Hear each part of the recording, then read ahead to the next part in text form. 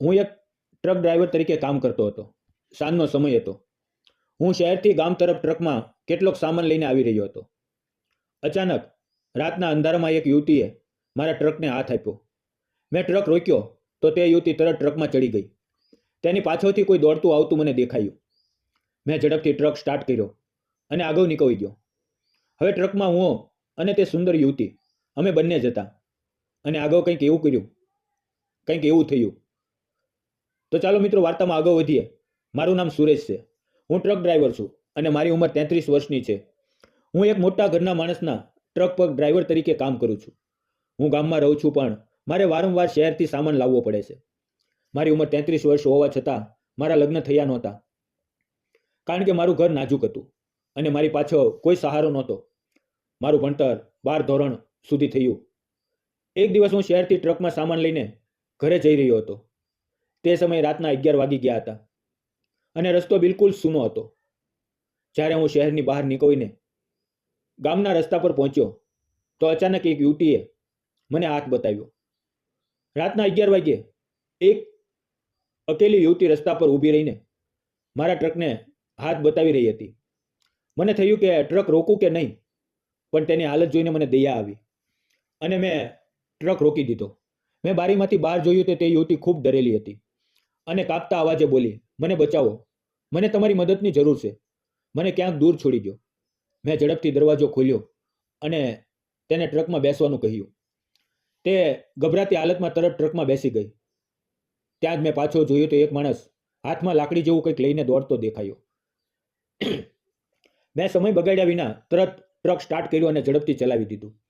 લગભગ અડધો કિલોમીટર આગળ જતા મારા મનમાં શંકા થઈ અને મેં વિચાર્યું, હવે આ છોકરી પાસે સાચું પૂછવું જોઈએ. મેં કહ્યું, તમે કોણ છો? આટલી રાત્રે મારા ટ્રકમાં કેમ બેઠા? અને તે માણસ કોણ હતો? આ સાંભળીને તે યુવતી રડતા બોલી, મારું નામ સોનાલી છે. હું વિધવા છું. મારી પાછળ દોડનારો માણસ મારો દેવર હતો. 4 વર્ષ પહેલા મારા લગ્ન સંદીપ નામના યુવક સાથે થયા હતા. અમારું જીવન સુખેથી ચાલતું હતું, પણ હું સુંદર દેખાતી હતી એટલે મારો દેવર મારા પર નજર રાખતો હતો. તે મને ચાહતો હતો અને એટલે જ તેણે મારા પતિની હત્યા કરી દીધી. મારા પતિના મૃત્યુને 1 વર્ષ થઈ ગયું અને હું એકલી પડી ગઈ. હવે મારો દેવર મારી સાથે જબરદસ્તીથી લગ્ન કરવા માંગતો હતો. તેને મારું શરીર જોઈતું હતું એટલે તે મને હેરાન કરવા લાગ્યો. ઘણા દિવસો સુધી મેં આ બધું સહન કર્યું, પણ હવે મારી સહનશક્તિ જવાબ આપી ચૂકી હતી. આજે તો તે મને મારી નાખવાનો હતો. મેં તેને ના પાડી એટલે તેણે મારા પર હુમલો કર્યો અને હું ઘરેથી ભાગી આવી. તેની વાતો સાંભળીને મારું દિલ ભરાઈ આવ્યું અને તેની હાલત જોઈને મને ખૂબ ખરાબ લાગ્યું. સાથે જ તેના દેવર પર મને ખૂબ ગુસ્સો આવ્યો. મેં પૂછ્યું, હવે તમે ક્યાં જશો? તમારા માતા પિતા ક્યાં છે? તે ધીમા અવાજે બોલી, મારા માતા પિતા તો મારા બાળપણમાં જ ગુજરી ગયા. હું મામા પાસે મોટી થઈ અને તેણે જ મારા લગ્ન કરાવ્યા. હવે મારી પાછળ કોઈ નથી. મને કોઈ મંદિરમાં છોડી દો, હું ત્યાં રહીશ, કોઈક કામ કરીને પેટ ભરી લઈશ. પણ સોનાલીએ સ્પષ્ટ કહ્યું કે તે સાસરે પાછી નહીં જાય, કારણ કે તેનો દેવર ખૂબ ખરાબ માણસ છે અને તે ક્યારેય તેના જાળમાં નહીં ફસાય. તેના અત્યાચારોને તે ક્યારેય સ્વીકારશે નહીં. તેની આ હિંમત જોઈને હું તેના સાહસની દાદ આપવા લાગ્યો. મેં કહ્યું, તમે સાચે જ ખૂબ સાહસી છો, તમને સલામ કરવી જોઈએ. પણ પછી મેં આગળ કહ્યું, તમે આમ રસ્તે ક્યાંય છોડવું મને યોગ્ય નથી લાગતું. હું પણ એક મોટા ઘરના માણસના ટ્રકમાં ડ્રાઈવર છું. મારું એક નાનું ઘર છે, 3 ઓરડાનું. જો તમે ઈચ્છો તો ત્યાં રહી શકો છો. જ્યાં સુધી તમને કોઈ કામ ન મળે ત્યાં સુધી તમે ત્યાં રહો, પછી તમે જેવું નક્કી કરો. આ સાંભળીને સોનાલીએ મારો આભાર માન્યો અને તેની આંખોમાં કૃતજ્ઞતાના આંસુ હતા. લગભગ 20-25-30 કિલોમીટર આગળ મને રસ્તાની બાજુમાં એક હોટલ દેખાઈ. મેં પૂછ્યું, તમે ખાવાનું ખાધું? સોનાલી થોડી ખચકાટ સાથે બોલી, ના. પછી હું તેને હોટલમાં ખાવાનું ખવડાવવા લઈ ગયો. શરૂઆતમાં તો તે ના પાડતી હતી, પણ મેં જીદ કરી તેના માટે ખાવાનું મંગાવ્યું, કારણ કે મેં પણ હજી ખાવાનું ખાધું નહોતું અને મારા મનમાં હતું કે તેના મોંમાં 2-4 નિવાળા જાય, તેનું પેટ ભરાઈ જાય. અમે બંને હોટલમાં બેઠા.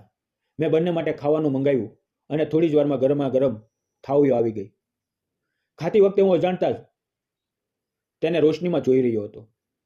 સોનાલી ખૂબ સુંદર લાગતી હતી. તેની મોટી મોટી આંખોમાં એક અજીબ પીડા અને આકર્ષણ હતું. તેના લાંબા ખુલ્લા વાળ ખંભા પર વિખરાયેલા હતા. તેણે સાદી પણ ખૂબ જ જચતી સાડી પહેરી હતી. તેનો રંગ ગોરો અને તેની વાણી ખૂબ નાજુક હતી. હું થોડી વાર સુધી તેને જોતો રહ્યો, પણ ત્યારે જ તેણે મારી તરફ જોયું અને અમારી નજરો એકબીજા સાથે ટકરાઈ. ત્યારે મેં તરત મારી નજર નીચે કરી લીધી અને અમે બંને ચૂપચાપ ખાવાનું ખાતા રહ્યા. ખાવાનું ખતમ થયા પછી મેં બિલ ચૂકવ્યું અને અમે ફરી ટ્રકમાં બેસી ગયા.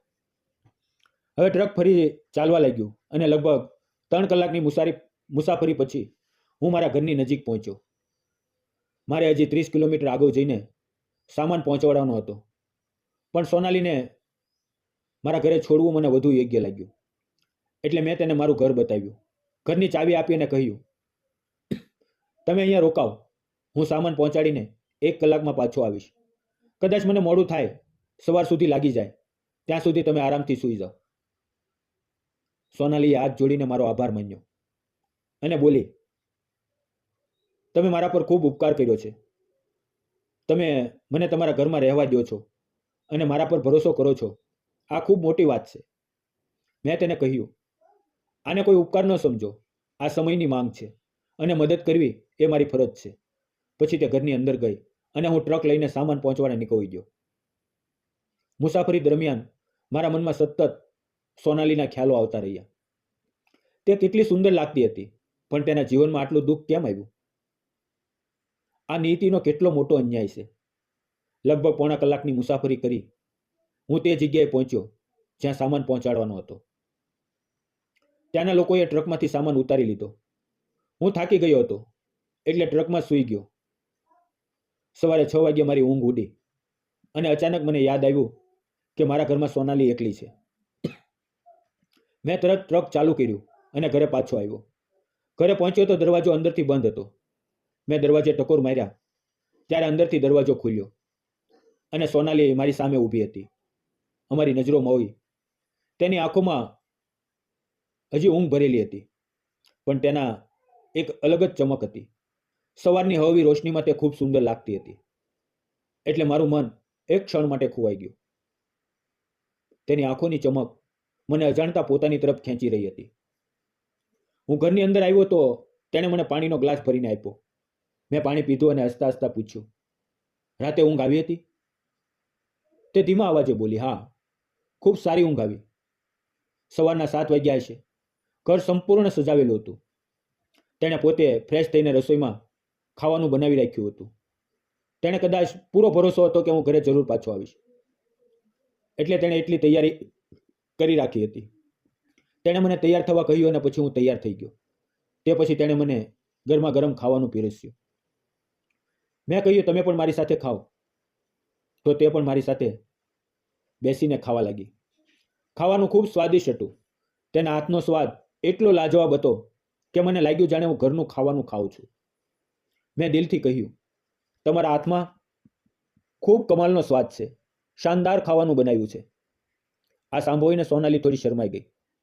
પછી મેં ધીમેથી કહ્યું, તમે બહાર ક્યાંય કામ શોધવાને બદલે મને રોજ ખાવાનું બનાવી આપો. હું તમને થોડા પૈસા આપીશ, વધુ તો નહીં આપી શકું, કારણ કે હું બીજાના ટ્રકમાં ડ્રાઈવરનું કામ કરું છું. મારી વાત સાંભળીને તે બોલી, હું તમને રોજ ખાવાનું ખવડાવીશ જ, પણ જો તમારી ઓળખાણથી કોઈ કામ હોય તો જોઈ લેજો. ખાવાનું ખાઈને હું ઘરની બહાર નીકળ્યો અને આસપાસના લોકો પાસે પૂછપરછ કરવા લાગ્યો.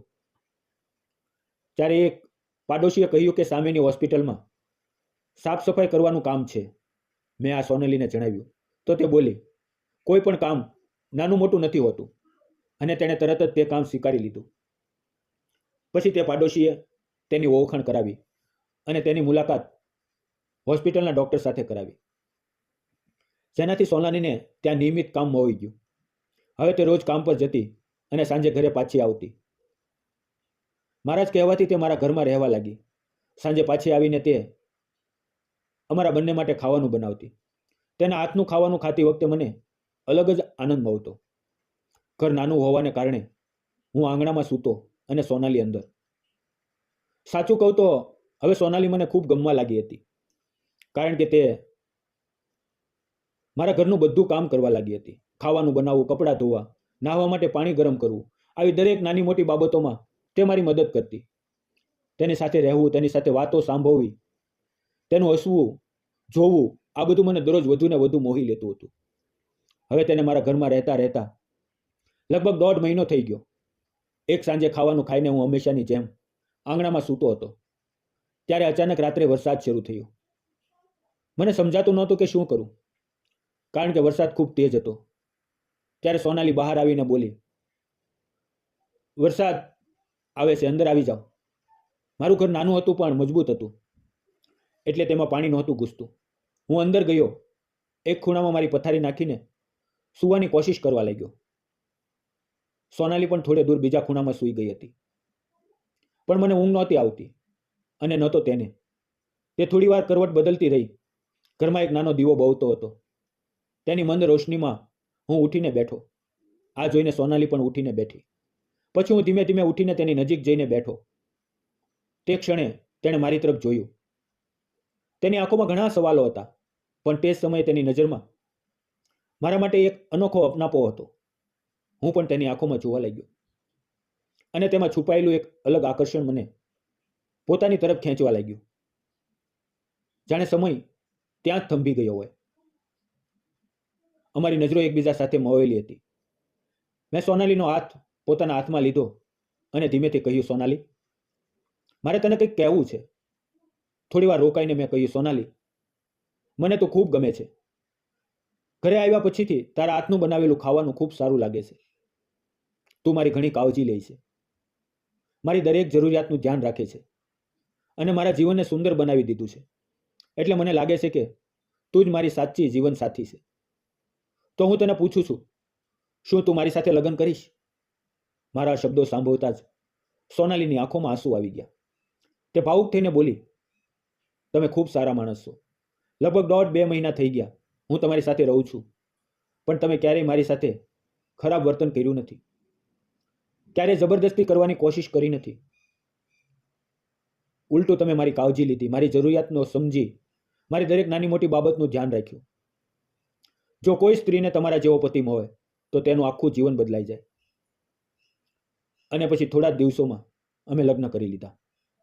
આજે હું અને સોનાલી અમારા સંસારમાં ખૂબ ખુશીથી જીવીએ છીએ. અમારી દરેક પળમાં એકબીજાના સાથનો પ્રેમ ખીલી રહ્યો છે, અને હવે તેના પેટમાં અમારા પ્રેમની નિશાની ઉછરી રહી છે. એટલે કે ખૂબ જલ્દી અમારા પ્રેમની ઓળખ આ દુનિયામાં આવવાની છે. દોસ્તો, તમને શું લાગે છે, મેં અને સોનાલીએ લગ્ન કરીને સાચો નિર્ણય લીધો કે ખોટો? તમારા વિચારો જરૂર કોમેન્ટમાં જણાવજો. કોઈ વ્યક્તિની સમયસર મદદ કરવી કેટલું મહત્વનું છે, આ વાત આપણે ભૂલી શકીએ નહીં. વિશ્વાસ, સન્માન અને સાચી કાળજી, એની ઉપર જ સાચો પ્રેમ ઊભો રહે છે. સ્વાર્થી સંબંધ ક્યારેય ટકતા નથી, પણ જ્યારે આપણે દિલથી એકબીજાની પરવા કરીએ તો જીવન સાચે સુંદર બની જાય છે. એટલે બીજાના દુઃખોમાં તેમનો સાથ આપવો, સાચી જગ્યાએ હિંમતથી ઊભા રહો અને પ્રેમને હંમેશા સન્માન આપો. ત્યારે સંબંધો જીવનભર ટકે છે. દોસ્તો, અમારી આ પ્રેમ કહાની તમને કેવી લાગી અમને જરૂર કોમેન્ટમાં જણાવો. અને જો અમારી પ્રેમ કહાની ગમી હોય તો વિડીયોને લાઇક, શેર અને સબસ્ક્રાઇબ કરવાનું ન ભૂલતા. મિત્રો, વિડીયોમાં આવેલા નામ, પાત્ર અને ઘટના ફક્ત કાલ્પનિક હતા. તેનો કોઈ પણ વ્યક્તિ, જાતિ કે ધર્મ સાથે સંબંધ નથી, અને જો આવું થયું હોય તો માત્ર એક સંયોગ છે. આ વિડીયો મનોરંજન અને શૈક્ષણિક ઉદ્દેશ માટે બનાવવામાં આવેલો છે, અન્યથા તેને તે રીતે જુઓ.